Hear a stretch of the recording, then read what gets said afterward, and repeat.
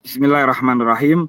Terima kasih matur suwun Yai Imaduddin. Wah, kalau urusan nasab saya harus belajar sama beliau, hormat sama beliau.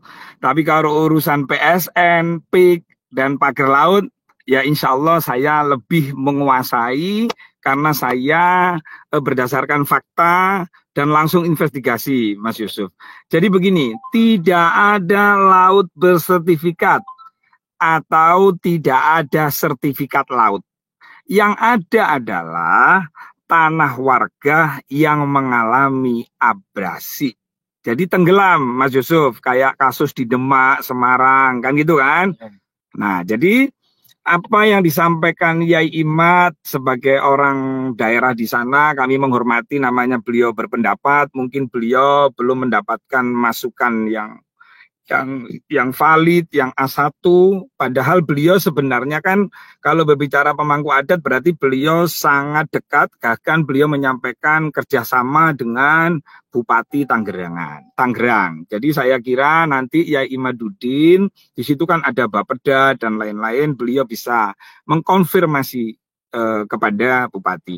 Nah, Mas Yusuf begini, banyak orang yang tidak paham pagar laut sepanjang 30 km itu dianggap adalah sertifikat yang 265 itu yang disampaikan oleh Pak Menteri Mas Nusron Wahid.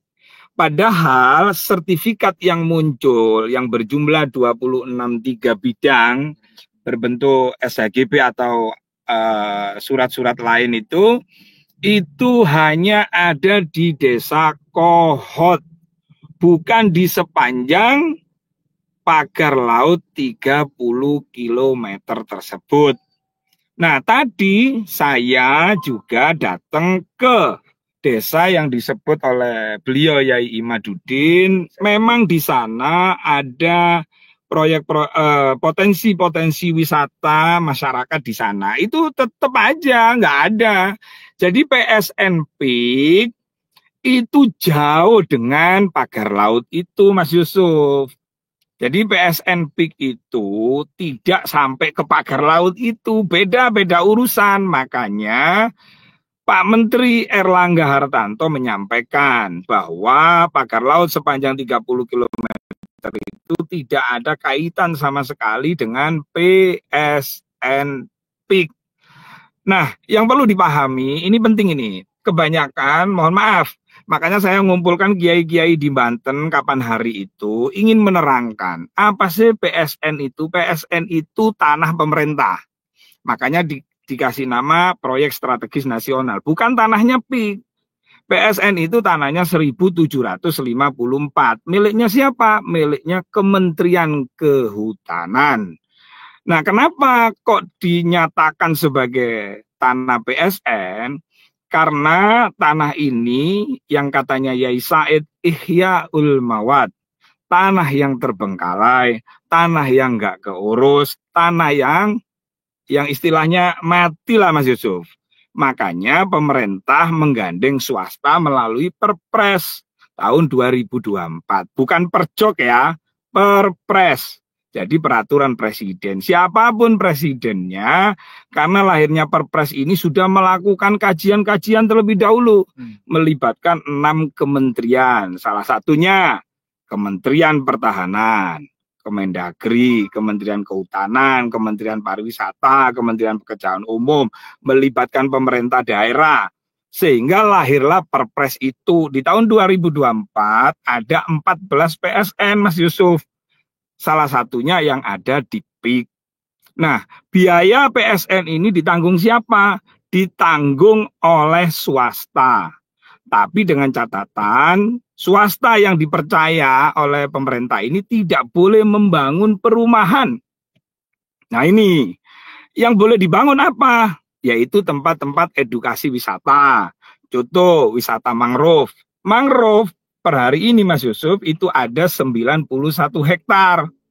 Nah itu di komitmennya pihak swasta dengan Kemenko dalam hal ini yang bertanggung jawab terhadap PSN itu harus dijadikan 514 hektar. Nah, di tanah PSN ini tidak ada tanahnya warga masyarakat, tidak ada tanah yang digusur. Gitu loh Mas Yusuf. Justru malah yang ada adalah petani garap. Nah, petani garap ini juga mendapatkan perhatian dari perusahaan swasta tersebut. Dalam hal ini PIK.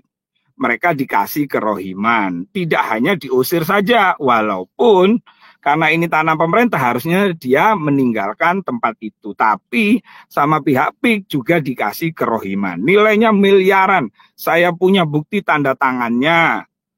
Terus kemudian petani garap ini Mas Yusuf, juga ada yang kepingin selama proyek PSN itu belum dilaksanakan, belum dikerjakan, ada pertanyaan, bolehkah kami menggarap dulu ketika proyek itu selesai baru dikembalikan? Boleh, ada MOU-nya. Jadi selain dapat kerohiman, juga mendapatkan apa ya? Kesempatan untuk nggarap itu.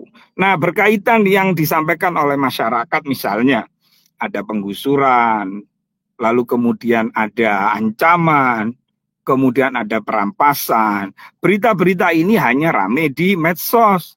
Tapi kenyataannya Mas Yusuf, selama kami mendampingi masyarakat, bahkan saya ini dikesankan membela PIK, itu saya kan sudah ngumumkan flyer.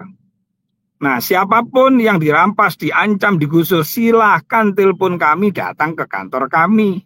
Dengan membawa apa? Dengan membawa sertifikat dan ahli waris. Tapi kebanyakan yang datang malah ingin menjual tanahnya. Begitu Mas Yusuf. Jadi urusan pagar laut itu bukan tanah yang rame yang atas nama PT itu sebagian. Cuman yang pasti ketika kami datang ke Desa Kohot tadi pagi itu, saya ketemu dengan warga yang mengalami tanahnya abrasi. Makanya ditanam bambu itu sebagai tetenger gitu loh. Nah, kenapa kok tidak ada ngaku-ngaku kayak gitu Mas Yusuf? Nah, bagaimana ngaku warga itu? Karena sudah di framing jahat. Bahwa yang masang pagar misterius ini di framingnya jahat gitu loh. Padahal sanksinya ketika disampaikan oleh Menteri KKP adalah dendanya 18 juta per kilometer. Kenapa kok dendanya kok tidak ada pidananya? Karena bambu itu sifatnya tidak permanen. Itu Mas Yusuf, sifatnya hanya sementara. Ya.